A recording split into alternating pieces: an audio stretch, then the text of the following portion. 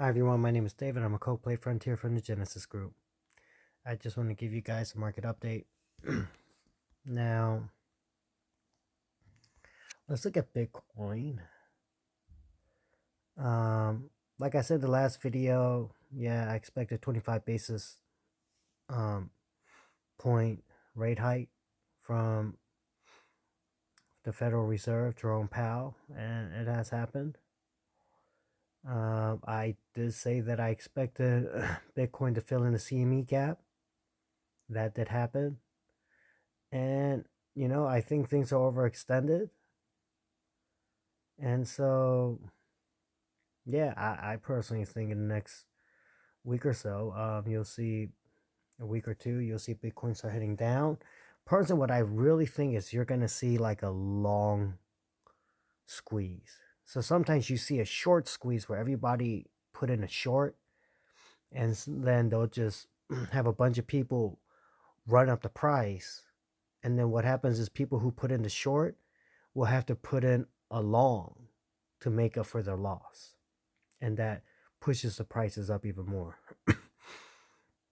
What I do think is a possibility is you're going to see a long squeeze where you just see a lot of people put in longs because, the Federal Reserve, Janet Yellen, they're saying they're just going to support the banks. The Federal Reserve put like, I don't know, if you look at their balance sheet, like I think they put another like over $100 billion on their balance sheet or something as of late. And so what people would imagine is, okay, well, people think the banks aren't safe. They're reprinting money. It's just another form of quantitative easing, as if they're just raising interest rates at the same time. And so, dollars become cheap again. And if dollars are cheap, asset prices will go up. Plus, they don't trust the banks, so you'll see run-ups in other asset classes like gold, silver, and so the prices of Bitcoin is staying up high, and so you'll see more people putting up longs, and then the market doesn't care; they're just there to make money, and so when they see enough long positions, they're gonna sell off. And what happens, people who put in long positions, they're going to have to put in short positions to make up for their loss, and it's going to push Bitcoin down even more. So it's going to like whip Bitcoin down in terms of price. Do I see something like that happening? Yeah, I definitely think that's a possibility. And, people leverage bet in shorts and longs. Like they'll put $100, but they'll leverage like times 10, times 40. So, like if they win $100, it's times 40. So they make like $4,000. But also when you lose, then you lost $4,000, right? Like they'll leverage like that. And so I think, the market is there to really, you know, beat down on traders.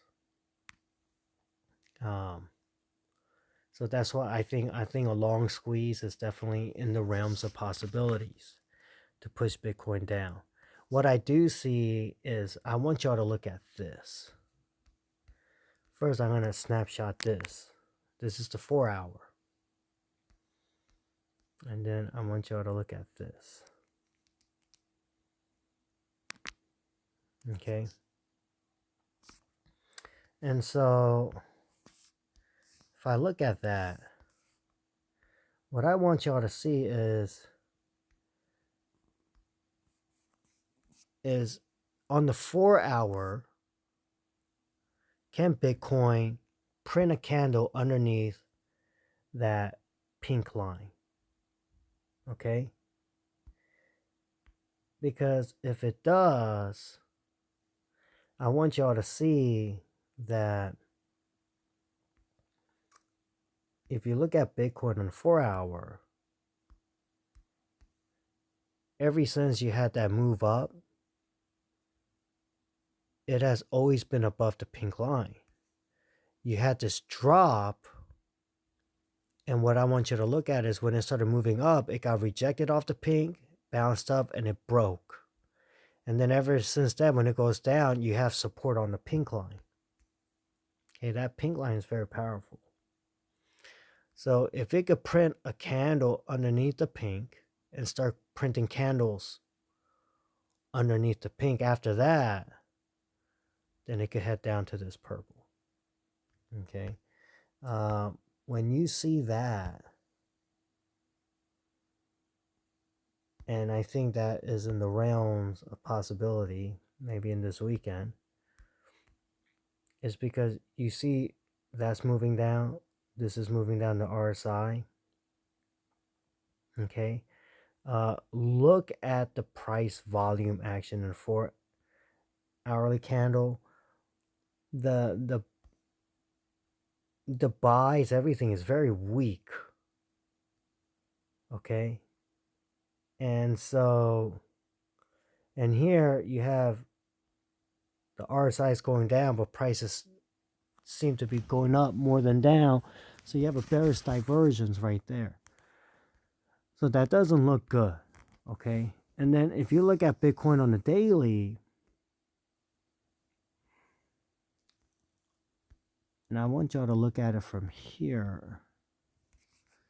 Okay, so I'm not really caring too much about the news. I'm really just looking at it from the chart. And this is why for me it's not a buying opportunity. It's not.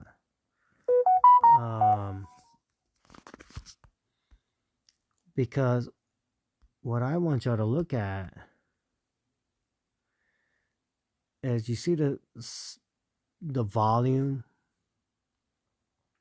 It looks weak. All right. On top of that, you see a candle about to print underneath the yellow. When the 4-hour chart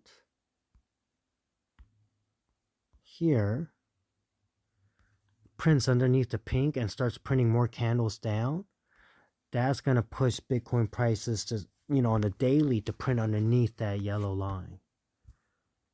Okay, and they can start pushing Bitcoin prices down. And what else I want y'all to look at on the daily for Bitcoin is what I'm looking at is, I see another bearish divergence. So you see how you see how you have prices going down like that, but the prices was going up on the RSI. And then I said, it's going to push prices down, and that's what it did. And what you see now is if you look close here, prices, the RSI is going down, but prices look like it's going up. Well, that's another bearish diversion. Okay, on the daily once again. And so when I see that, this doesn't look good. I see an opportunity for a long squeeze. I see, to me what seems is bearish divergence. The sales volume is down. Bitcoin looks weak on the 4-hour. Let's look at the 6-hour. Bitcoin looks weak in the 6-hour. Okay, let's look at the 8. Yeah, I mean there's not really a whole lot, and the 8 is about to print a candle underneath that yellow line in the 8-hour. On the 6-hour is about to print a candle underneath that yellow line. Already touched the pink. Look at the 12. No, 12-hour looks like still looks like a bearish divergence. It doesn't look all that good for Bitcoin. It just doesn't. So yeah, I think maybe a short squeeze is a possibility. Or anyway, it'll work its way down. And then let's look at KuCoin. Okay, this is what I want y'all to look at. Yeah, I already sold my Coke positions. Yes, you see this huge. What I want you to look at KuCoin is this. Okay. Oh, now will KuCoin have us move up? Yeah, because what you see is a huge wick from the day before. Now let's go with the white. You see this wick? Normally, when you see that wick, you have a move up and a down. Wick, move up, wick, move up, down, move up, down, right? But it's those long wicks on the bottom where you see a move up. And so, like here, for me, you had a long wick. Well, I wouldn't be surprised if it goes up and then it kind of wicks back down. Maybe next day, maybe it might have a move like this. But eventually, I think it'll just swing its way down, you know? But I'm not going to lie, when I saw that wick, I was pressured into buying KuCoin again. But I didn't. You know, like, KuCoin is a lagger. And so if Bitcoin does start to work its way down, which is a possibility, I'm not saying it'll happen soon. I think it could happen from a week or two from now. But but that's just gonna drag KuCoin down. And if you look at KuCoin in terms of price, it doesn't look good. It doesn't look good. Even yesterday, it almost hit its previous low. So imagine if Bitcoin works its way back down towards like $20,000 to fill in a CME gap. What happened to KuCoin? KuCoin's already at like 7 cents. I mean, that thing's gonna be down to like 4.32 cents. Who knows? So yeah. Right now, just looking at it, it doesn't look all that promising. Yeah, it doesn't. However, man, that $15,461 bottom, maybe that I'm starting to think that was the bottom right there. And when Bitcoin fills in that gap, that CME gap around whatever $20,000,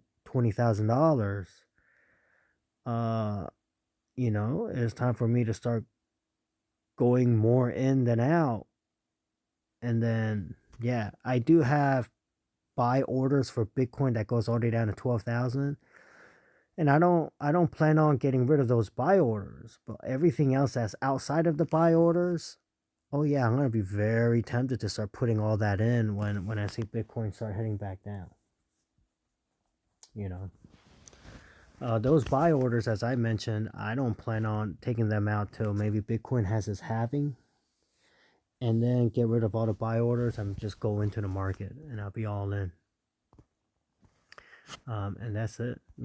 So remember, I'm not your financial advice. I'm not telling you what to do. I'm just telling you what I'm doing, or I just tell you what I think will happen, and I give y'all reasons why. Okay.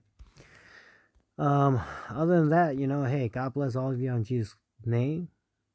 All right. Please take good care of yourself spiritually. Now's a great time to get to know Jesus Christ and accept Jesus as your Lord Savior. You want to get mentally healthy, physically healthy, surround yourself with the right people. I still think the economy is going to get worse unless they, even if they just keep printing money, you're still going to end up paying for it with inflation. So it doesn't really matter how you look at it. And yeah, I mean, you there's no real good way or good solution right now. Not for us normal people. So even if they don't support the banks and let them close, let them fail, um, a lot of companies were going to get rid of more people. You're going to have less money flowing in the system.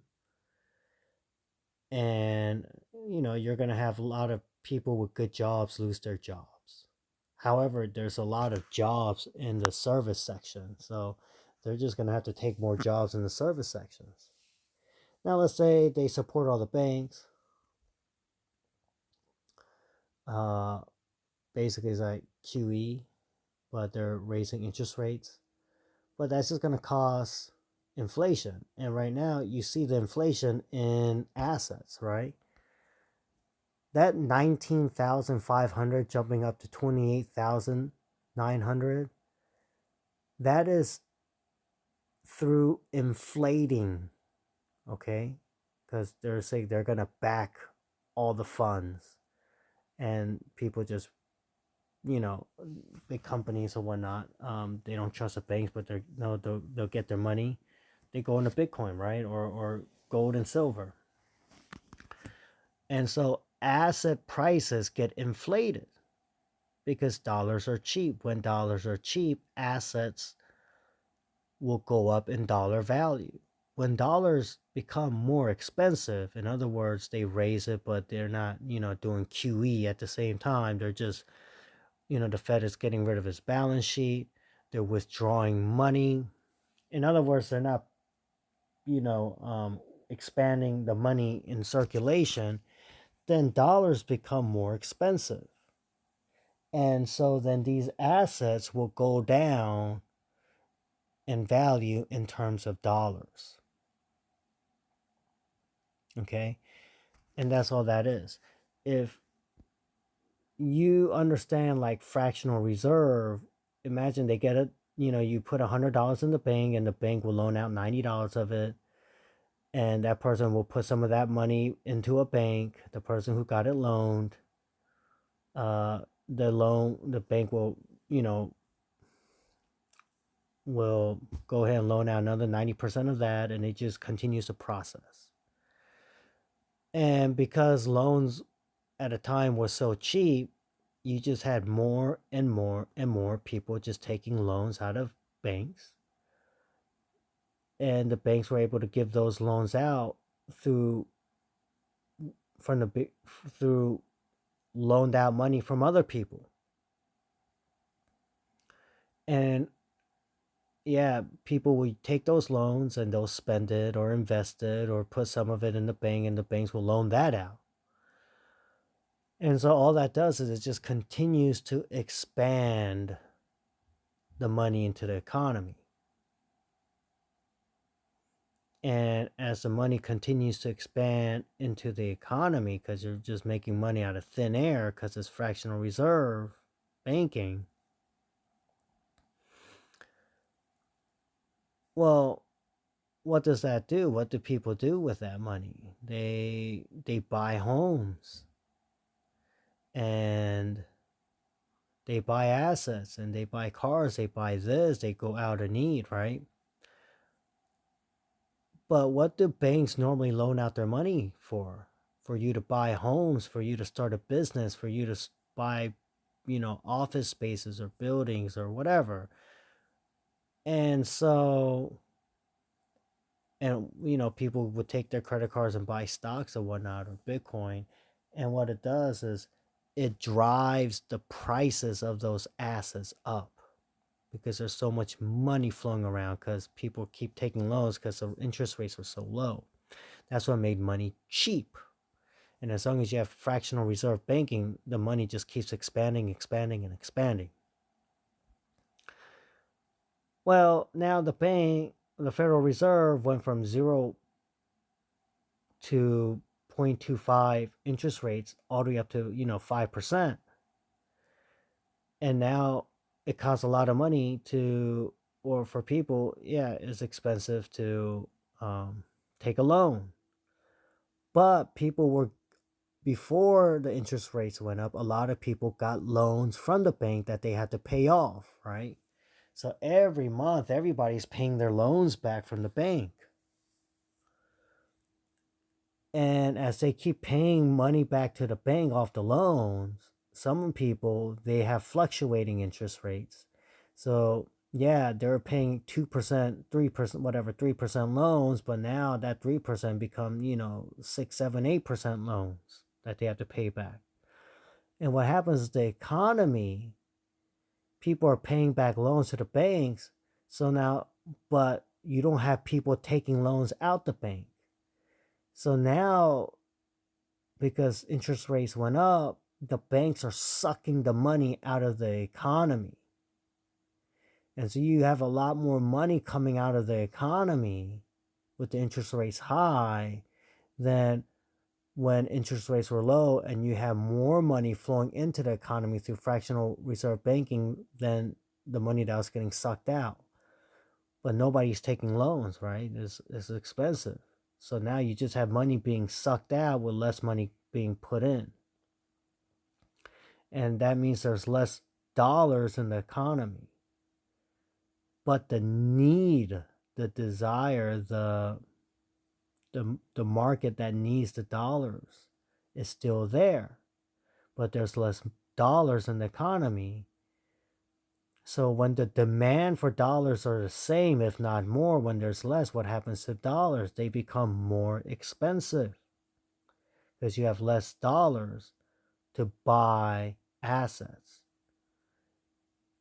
because dollars became more expensive. And that's what drags the prices of assets back down, because the assets, and compared to the value of the dollars, going down. And now, like you see Bitcoin, this nonsense that Bitcoin just jumped up like this is what? What is it telling you? That, Janet Yellen and them saying, hey, even if the banks did bad management, those multi-millionaire companies, multi-million dollar or billion-dollar companies that invested into all these, or had accounts in these banks, we're gonna bail them out too. Is what are they doing? They're making dollars cheap again. And that's why you see the asset price run up the way it is. However, I think they're going to try to fix whatever they can, and they're going to make people think that the banks are trustworthy again. So, it's rather you're going to have a long squeeze, or people having more trust in the banks, or whatever. They're going to say some funny business. And what that's going to do is it's going to make people pull money out of Bitcoin. And it'll bring the price back down again. That's my guess, So I'm just explaining to y'all how, it's operating, right? So yeah, there y'all have it. All right. Like I said, praying for y'all in Jesus' name. God bless all of you. And Coke on.